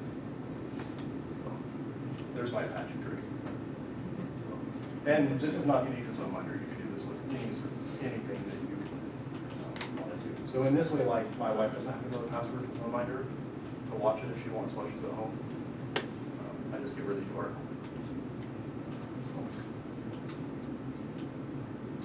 Nathan, are you going to show us the other thing? We can look at webcams if you guys want to see some webcam stuff. I was looking into this on how to record things. I didn't know if I could get this thing to actually stream properly, but I also had a bunch of webcams at home, and I had been playing with them in the past anyways to try and get a webcam on a website to be able to stream it out to the world so that you can use your webcams in your house as basically miniature security cameras. Maybe my laptop set up here. I can try and get that out. The deal with ZoneMinder is anything that presents a video stream in Linux, you can pretty much grab. Yeah. So, And webcams and all that stuff, they all use video for Linux. If Right. you guys are familiar with that at all, it's the So presumably you could plug in a USB style old school webcam and it won't be a great picture, but it'll be you could. a picture. I used to talk to a guy on Freenode, the ZoneMinder chat room, that did that. All of his cameras were USB. I think he reported there was some limitation of USB, of his cameras that he couldn't get the frames per second he wanted. Were you gonna cover that? Yeah, in a sense. The problem is with USB 2.0, there is a bus speed that you reach with like 1 or 2 cameras. Generally, it's within one camera, one video camera, or a camera. So you might get 30 frames per second with one, but you put the second one in and you get. You just won't get anything. It just won't even register. Really? USB will actually just shut it off. It's a USB limitation. So So- your hardware interface just won't even get through. So you'd have to have another USB card? Yes, you have to have a different USB bus hardware interface in your actual computer to be able to pull the bandwidth in separately. This guy ended up with some like small appliance that had a USB port on it, a network jack basically. So he put all these little USB webcams. Unless I had a bigger bus. Well, no, it threw the stream on the network. Oh. Oh, wow, so And then he picked up his IP cameras and ZoneMinder. so was that a USB to network? Some kind of converter box. I think it ran some kind of like embedded Linux or something.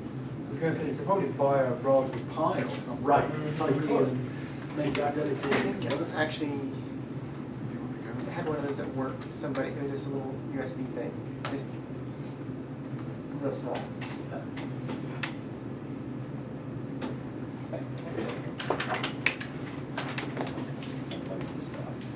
I never thought about using it for that though, but that would be kind of cool, especially if it's PoE.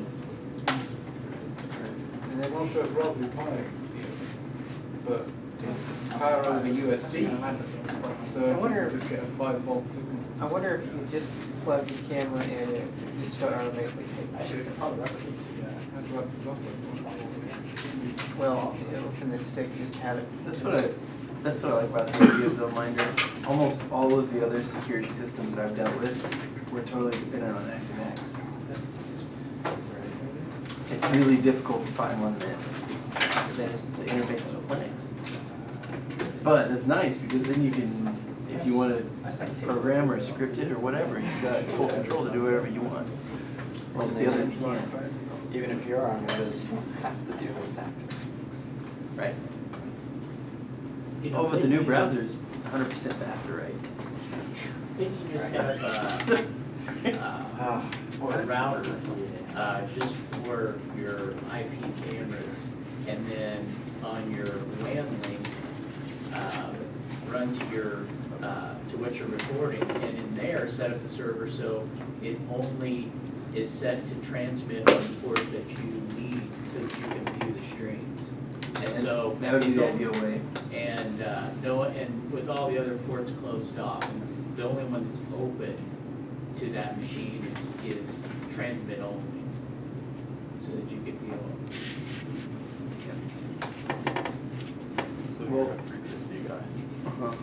There is not awesome FreeBSD support for ZoneMinder. I noticed. There's a guy working on it. I noticed. Maybe That we're was- willing to help him. I'm sure. Actually, that would be awesome. Is he actively working on it or just? So video for This was the Linux. last time I saw him, I was talking to him.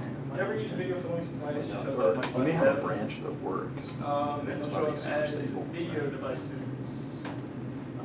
I have one on here right now because it's my webcam. Should be use There we go. Yellow is not showing up so well.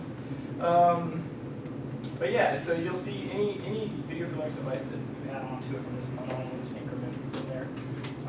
The webcam on my computer is covered up by something underneath the lens, so that's Why is that? VLC is a native It's crazy. tool. Well, he's not pushing his bleeps on you, is he? So VLC, we can open a capture device with a video camera. It should pick up all my current devices automatically. And we can just, which will, crappy built-in webcam. Just as easy, you can add another one.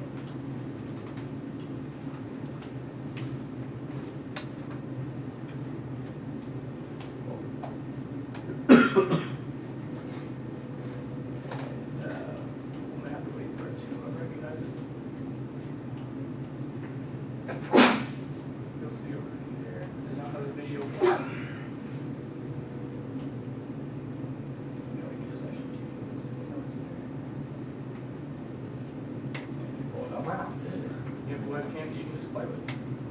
So once you know that you have a stream you can access, you can kind of get into one with it. FFmpeg is a great tool. I'm not too versed in FFmpeg, but it does conversions from one format to another.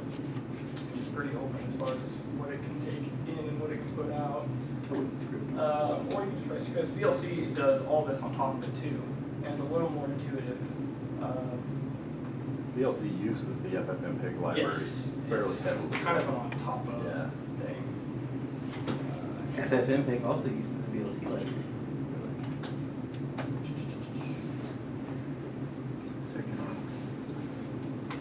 Shared community. Pretty much everybody uses the VLC libraries for decoding. That's interesting. And like DVDs. Oh, okay. Because somehow VLC is not afraid of getting their answers. So, There we go. I don't know how they got around that, but So CVLC is the command line. well, they already got sued for it, so they can't get sued twice. CVLC is the command line VLC version, and this takes in video one. A lot of this stuff I just put in by doing a ton of research on it. So I'm not familiar with what every little thing does, but because there's so much of it. Once you start transcoding things, it gets a little hairy. Let's go out over here. Theo is the open source codec for video transcoding. You can also use things like EP9 and others, but it's based on OGG. Wow, you keeps going. Yeah, no, this is very long. Hence the script. It's like engineer jumping about programming that one way. This actually looks like it's duplicating itself over and over again for some reason. That's okay. Pull this back over here. I'll pull the useful stuff out and we'll get work from there.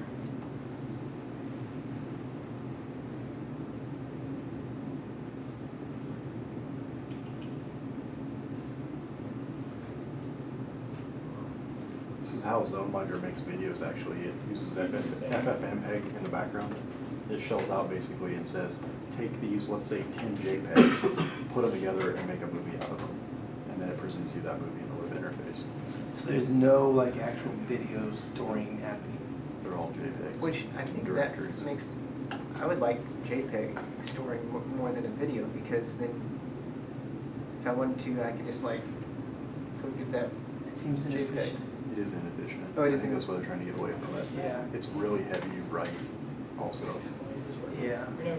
So Seems like a difficult way to do it. That'll be a huge jump for them when they finally move away from that. I think I could see where that could like really spur on a lot of them. I'm pretty excited about it, and I'm also kind of like, you know, it better work really well. Well, hopefully they run both. Yeah, I yeah, mean, absolutely. hopefully they don't. It'd be They nice. still allow the I mean, everything else is so, there's this one thing, whatever, so it'd be nice if they could pay per camera, basically. That'd be kind of cool. Yeah. Because there's advantages, I think, to throw out a JPEG. I was working on this in my off time at work, so. You have off time at work. Do it. You say you had a robotic camera that you were controlling in your house and moving it, and you had script to turn off and on the light Yeah. for a prank, but your wife didn't shoot you. I'm not very much when I do it. That's why it's remote. But when you get home, lucky she didn't call the boss, there's spooky things going on there. She knows it's you then, I see. She's living it for Well, you know, there's an open market for video pranks, I think. You can sell that stuff. Then he probably couldn't go home. Then I probably couldn't go home, no, not, What's if that? she ended up on YouTube or something, I probably would not go home. Waking up in bed. Get that video off the internet. If you used their app, it had a microphone. Okay, so yeah, it's not actually a long. Yeah. It didn't sound very good, this was on the internet, you know, it's really choppy and stuff. I tried that out one time, with my pieces. And I was showing my brother-in-law how it works, and stuff like HM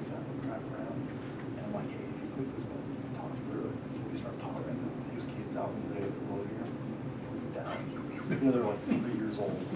Oh, No, even 5. Like a 5-year-old would not get off of the couch the rest of the time he was there because he knew that the robot could drive over on the orbit. So my sister was pretty mad. How much was the robotic camera? They don't make them anymore. They were about $200. The company quit making them. That's pretty cheap prank. It was. Yeah, it sounds kind of cheap. Yeah. They were made by a toy company. They make all these like little plastic robotic toys. Some of them are controllable. This was like their first Wi-Fi You control. get a robot and another camera. Really? Absolutely. You can even do it with a drone. Right. So that should be my next thing, is I should get a drone. I have to go to ZoneMinder, so I can fly it around with ZoneMinder. Because that's not dangerous. ZoneMinder Wind drone blows. interface. There's gonna be a shoot button. Do you see a problem with cannon. I don't. Latency. I want to see this. I want to see it on automated path where it just comes over and just coast the Well, yard. all Buy based on them with JPEG. AT&T Yeah. for under. Yeah, and then it goes. Yeah, comes up. Does Maybe it you should automated just borrow one of path. ours, our $3,000 ones. Perfect. Just borrow one of those. Okay, Is I it didn't know you drones? had one. Oh yeah, we got. Really? You have a drone? What? We have the department has about 2 or 3 drones. What do they do with them? Mostly it's for control systems, laboratories and research, for analysing and doing work on how to control them and doing automation and that kind of thing. But we Seems like do. a convoluted answer for the graduate students one-on-ones. but- Yeah. Well, the funny thing is that my counterpart, the lab manager, Nathan, he not only has been learning how to fly them, but he's now getting asked by the College of Engineering to do it at events and do things like fly in the college banner over the stadium. It's like, that's great if there's no wind. Yeah. But if the wind picks up, Oh, yeah. it's going to go and kill someone.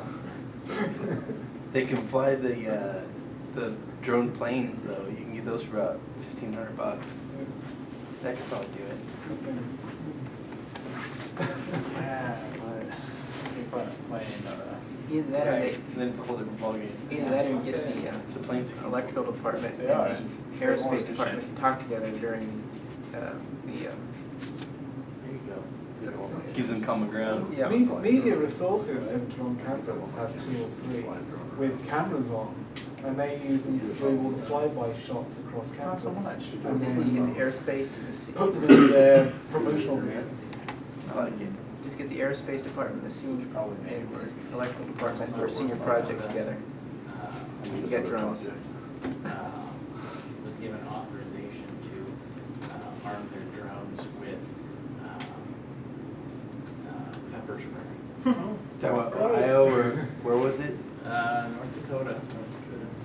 You get Because they have stopped a huge crime problem up there, I guess. What do they, how do they get it, like paintball pepper spray? I have no idea what type Pepper of cannon.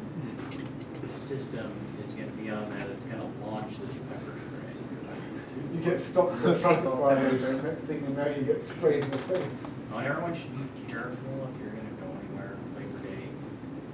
There are a lot of police forces in various states that are using everything from phony construction workers to panhandlers to 18-wheelers to see if you have your seatbelt or are texting, and then they will radio in and a highway patrolman will pull you over and give you a ticket. So All the of which guy is paid that you for with your stopped tax texting to give money to may be turning you in. I'm serious. You have a stream now. Yeah, I got it working. I had a little plane. Something got corrupted. These things happen. So this is, there's also a file I have set up. It's just an HTML file that just encapsulates this video. And you can scale this, and you can basically use this on any other web page you wanted to. If you make this a publicly accessible device, then you can throw this up on the internet, and you can stream your webcam to anybody you want all day. For whatever purpose you want. Not into that. You cannot have a stream. I actually have a stream in Nathan's house. It's pointed to his 3D printer. This is actually where I started learning all this. Is I got a 3D printer, and they tend to fail randomly whenever they want. So you kind of have to keep an eye on it because once it starts spewing plastic everywhere, you need to be able to stop it. So, so I put a webcam on it, and then made it publicly accessible, so I can always check out my webcam and see if my printer's working okay. This is all it takes. That could shut it down remotely. Yeah. What goes wrong? Yes, once I know it was happening, it is easily to manage remotely at least. But this is all it takes to encapsulate a video with HTML5 and WebM. So it's actually super easy anymore. How do you make the web end? Show us that. Right here. This is actually all one line. Yeah. It's broken out. So it's, It's a VLC command. Set your height and width, your bit rate, whatever bit rate that is. It's set out to output to a stream on port 1880. That stream that I like it.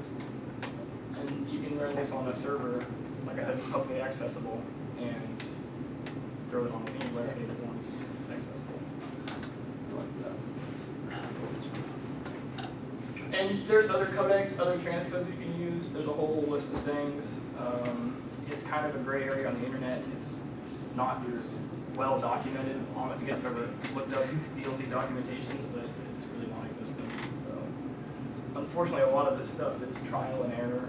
And if it works, great. If it doesn't, you just keep digging. I think that'd be kind of cool for a weather station or something. Yep. Put a little. I guess I was up to watch my hedgehog one time too, because we went on vacation, and I just wanted to make sure it wasn't dying.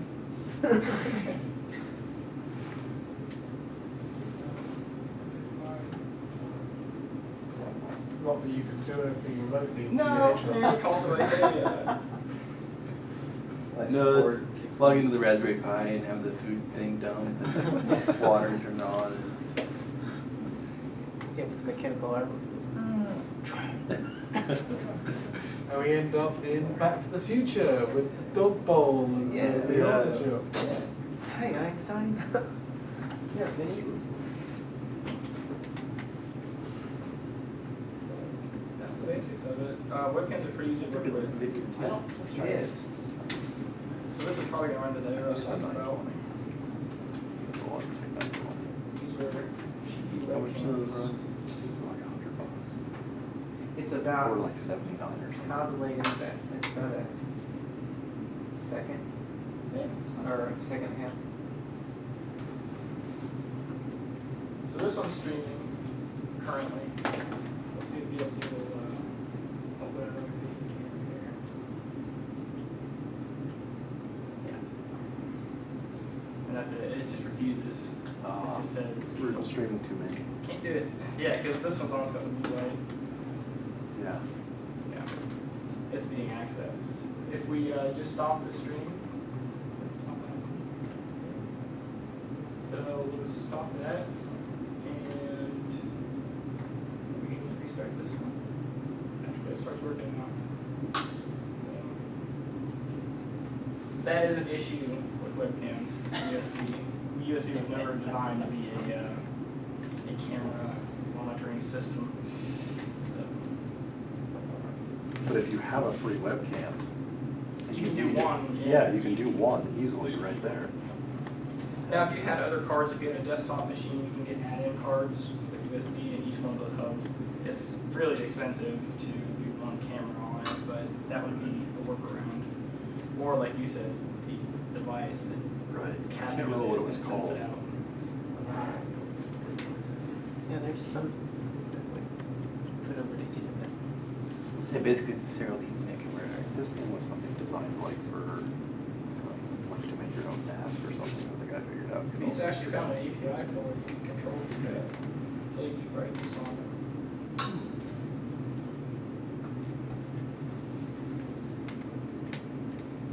That's basically it.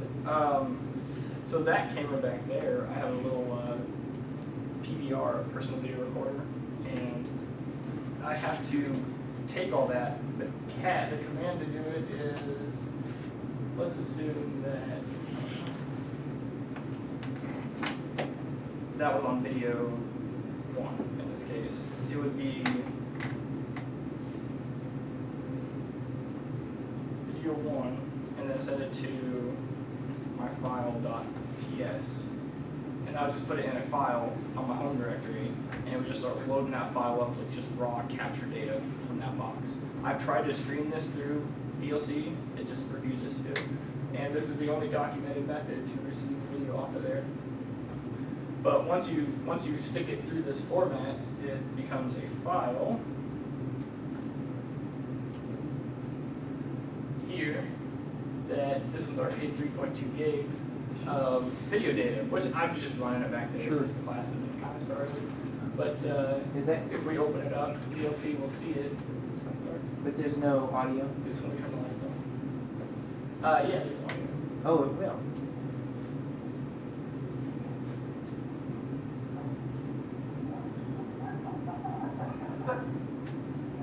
It actually did better than I expected on the audio.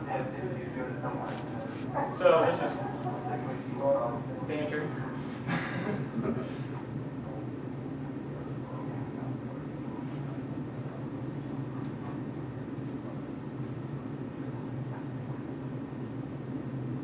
And this is quite a bit darker than the camera's actually recording back there, I noticed. So things to play with. It actually looks better on the monitor than it does up here. What about projected thing? But yeah, so that's basically it. And then so from here you can take it, and because it plays in VLC, in theory you can take VLC, re-encode it as a WebM, and send this file as it's recording in real time out to the internet, and you have a live stream of whatever's on that camera. Just the video, or can you do a web stream with the audio? Audio as well, yeah.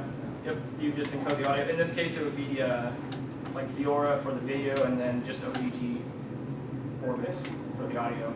Because open standards, they're easily supported. And most browsers should be able to play them just fine.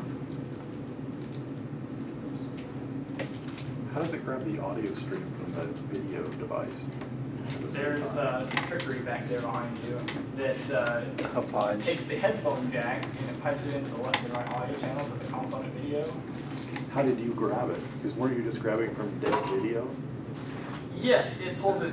Well, no, because it's a cat. That's why VLC didn't pull it in proper. I took the raw data from the device, which that thing puts out audio And the video device on Linux had the audio stream too? Yes. Okay, that's what Yeah, I didn't and know. it put it all into that single file. It put Okay, it cool. into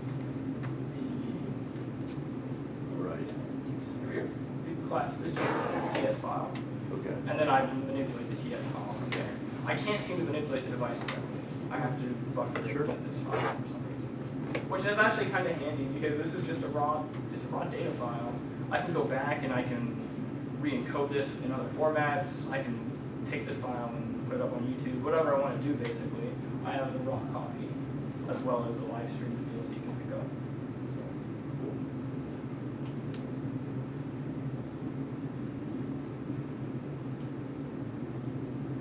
Unfortunately, I didn't get it running until a little bit later. For some reason, the video device did not show up until like 20 minutes into the class.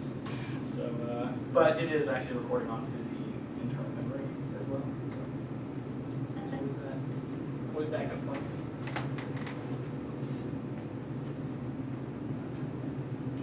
The hedgehog's making rows. So this was what the first one I experimented with. 5 frames per second. Put it into too much data. I just didn't see the picture. And this one actually used the WMV output because that was at the time the only documentation for live streaming possible. I'll play a little bit more. Windows need video. I haven't seen that in a long time. Yeah, it was hairy. It wasn't very fun to get it working well. But yeah, that's the playing those. Oh, there you go.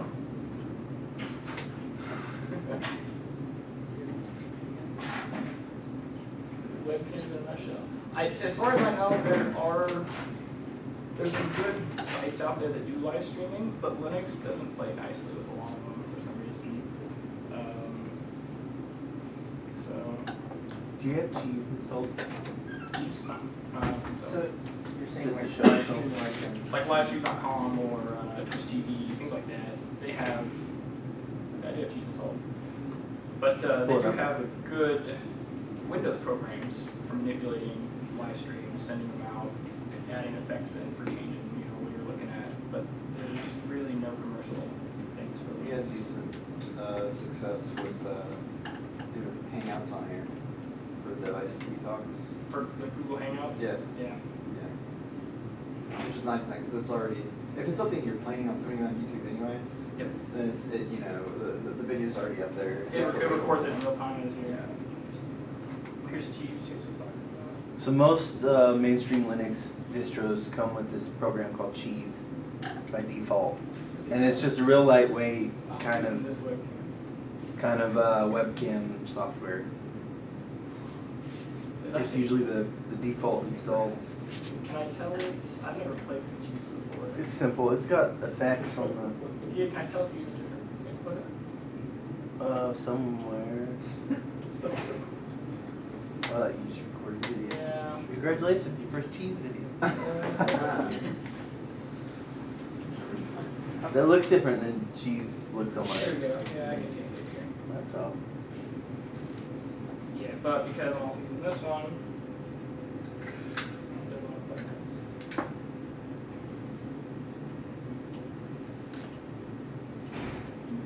You specify the resolutions too. Wait, there we go. I can't see none of that. Since I've unplugged that webcam, It's interesting. bug maybe? I don't know. Yeah. It's a little cheesy. It's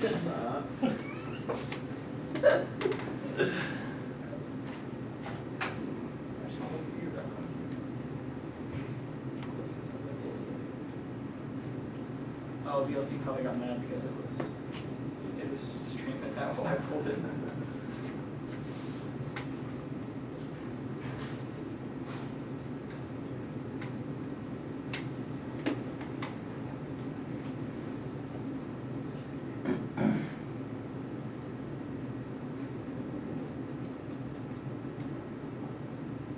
Okay.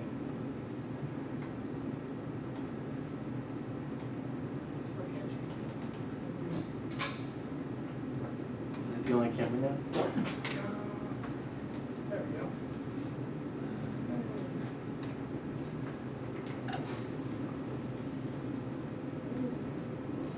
I didn't think you could do it. I'll look this one. That's video. It's photo resolution.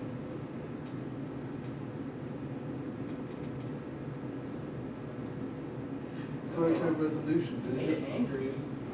does it just keep trying to capture more and more data until it gets up to that resolution? That's it, yeah. Maybe, yeah, oh maybe. That'd be Because that's interesting. photo, not video.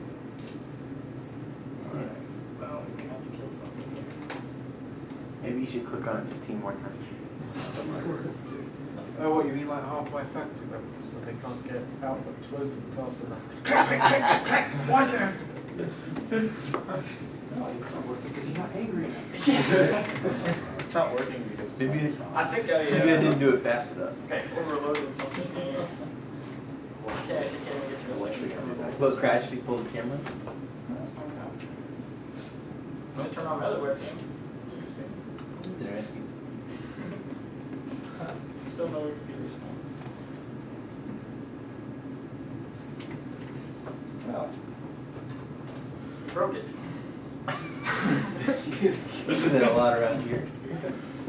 Well, that's a good end to the talk. Yeah, I can't do anything. We're stuck here. But yeah, that's just webcams. At least that's what I've played with. There's a bunch of other ways to do things with them, I'm sure. My limited attention span. That's what I've come up with. I like the streams, they're incredibly simple. You take nothing to set one up. It's pretty I quick, mean, once you especially know with the whole stream to use, yeah. I'm sure that's what took all your time, was figuring out the right. Absolutely. Yeah, VLC is kind of very to work with. And if I was any more comfortable with FFmpeg, I might be able to just do it through FFmpeg. I but think you would have had to put all the same options in FFmpeg. That's what I would have, and there's still little documentation this, Right. even if it's just not there. I seem to remember Email that your out. big friend, Myth TV. I will, I'll has put that lots of script content in, options. You have to in tweak IRC. it, so- Okay, in ours. Okay. Just hit me up on IRC, I'm always in there, so if you guys, just ask me, I'll post it up there as many times as you want. So Nathan brought the camera to record, and it might take a time or two before you get kind of good at it. But it seems like one of the big things is we need to figure out a way to do better audio. Yeah, audio's a big thing, and I have no audio equipment. I don't either. I I just have a camera compressor, is but 6 years old or something, I don't know. it's like that. So if anybody has any ideas or audio equipment, We can work with almost anything. yeah. Got my GoPro, but it's. I know a guy. I'll ask Solid him if he mind. has some stuff he can throw our way. That'd be cool. He works in the audio video industry. That'd be cool. So yeah, just keep your eyes and ears open. Let's try to come up with a way to capture good audio, and then we'll do our best to make some videos so that the people that can't make it can still see what's going on. And we'll do our best to try to make it live as well, It's a work in progress. so that it can be archived as well as live. That way you can still be here. I've got some stuff I gotta order from MCM.com, so I'll see what they have on the clearance rack. It's a sweet compressor mic on mono price for $60. I'd like to get a nice little USB mic. If you want, I can talk to Tom once you get the equipment set up. If you're just doing a live stream straight on HTTP, we could probably set it up on one of our servers and output it, Yeah. so people can just pick it up. You won't have security or anything, but it's just literally a stream that you can tell That's an people, interesting go thought. here. If the meeting's always in here, I'm not saying we leave this camera here, but if we could, If you've like got- the thing you just showed us, Yeah, if you've got would a be spare perfect. camera, we could stick it on the wall there and just plug it into our servers and run Yeah. a stream. It is interesting. It's just USB or this setup back here would work with anything. But even like that second webcam you were playing with, Yeah. probably produces a good enough video to see. Yeah, this one's actually my backup. If I couldn't do that any work, Yeah. this would really use it. in my So- work. A lot of those This have was it. lines. What's it? So we can manage up there, we might Yeah, get this get is someone. not Or go through the wall. But I just don't think it's still There good where enough you for can walk down. It's not a bad thought. I think it's. I like that. And then we can probably just stick it on one of our servers. It comes down to like I like whoever that. the bottom is near the mic, Probably have a and then POS you just gotta do the whole like, repeat the question, Capture the stream. so. Repeat it, whoever's talking. Yeah, but there was a lot of, you know. you If it's can- just literally a stream, we just turn it on and turn it on. Well, yeah, we could use just on some web space to PHP and a network stream, and then all we need. Right. And we That's could what probably you showed us. Yeah. And that can absolutely. probably be worked out, couldn't it? Oh, So I think Ben's on board for the idea of maybe finding a camera we can permanently mount up there. Yeah, I'm okay with it too. I'll have to show, just double check Right. my boss, but Yeah. I'm sure. Yeah, there's a that little we- boss. Yeah, sure. It would be good to like research how well they work with Linux first, or whatever method we choose to get it onto a streaming computer. That was the biggest challenge. Like I actually go through that PGR box, which actually should work for almost. Well, what if almost we all devices. what if we used a network cam I was gonna say an IP and we cam streamed that to the university web server where we had our space that we could use That might work. They don't or something? probably get as, I don't know. Their CMOS in them aren't quite up to like video recording HD stuff. But how much quality do you really need when majority of the time it's not going to be archived? It's going to No. be the people like Joel who's sitting in Omaha and wants to just log in and listen in and maybe on IRC chat. Yeah, send something out, Make- yeah. make up a chat mark. You know? As long as you've got some audio, and I would say if someone can get us a nice solid mic that we could hang You could hang from over the there. ceiling or Right. hang over the podium Cable area, as it over, were, plug and into just the run a outlet line out. input of a computer, pull video from the webcam and stream it, maybe. Up at the simplest. Some of that kind of depends on what kind of talk you're doing, like, for this, it made a lot of sense to do this, right? But if you're wanting to do, you know, here's how you hello world something in some framework, you really just wanna see their terminal Yeah, I was gonna say, then you want screen capture. Yeah, There is well, screen capture here's the thing. software. Oh, man, all right, let's move it here. But yeah, I will say though, like a room mic would go a long way, because even with the Dell ICT talks, you try to be mindful of like, okay, this person asked this question, I'm gonna repeat it, but inevitably you forget it. So. Yeah, it's, maybe some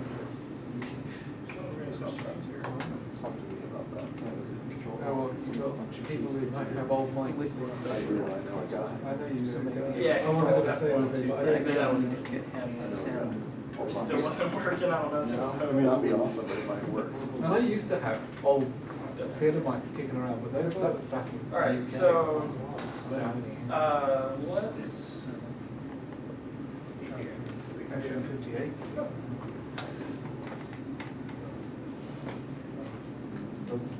When I watch an SM58, Hey, capture device.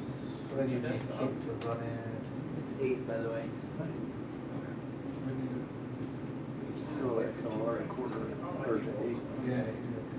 I mean, we just run cable over, plug into the sound card.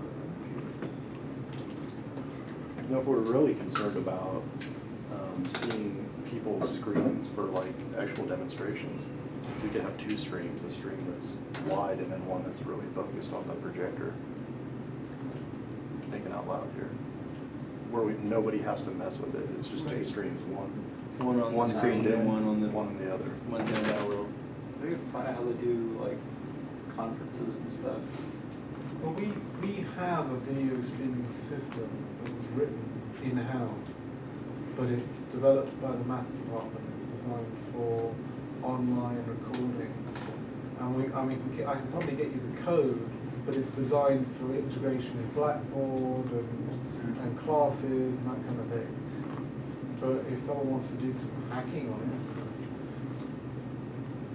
that basically streams IP, streams a webcam and/or screencast and uploads it to a server. It's awesome, by the way. Oh, there you go. Yeah, no, VLC does native desktop streaming as well. Us hackers like our recursion, don't we? Yeah. Yes. More. I don't know how to get to just one desktop screen, besides like doing something like this.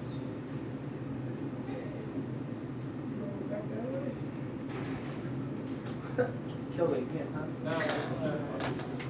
Oh, Now it's yes. working. That's some good stuff right there. Screenshot of that.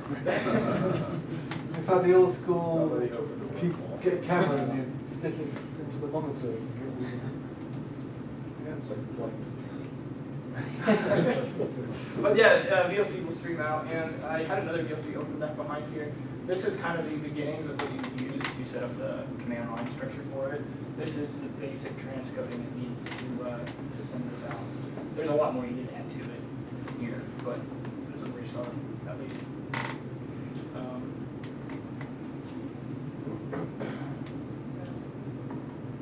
Well, we can package it up in a little, I don't know how much processing it needs, but if we can package it up as a little script, I could probably install it on these babies, and then you just plug into one of these and you could That's an interesting thought. stream Stream off of one of these. off of a terminal.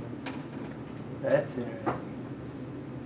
And that way you don't have to worry about different people's laptops. Right. Figure out how to get them to set to the server. So maybe you should find out. That'd make it easier for the audio as well. Because I would assume that they more or less are going to have to be plugged into the same machine. Or would they have to be for separate streams? Well, Or, because then we got to maybe solve one the problem of syncing them. I thought you meant, I was thinking. Yeah, then if I had the script on my end, I could stream back. Yeah, well, hopefully it's just Yeah. like a web. Then those of us that can't make it to all the meetings, we have to provide a stream of us, to you guys.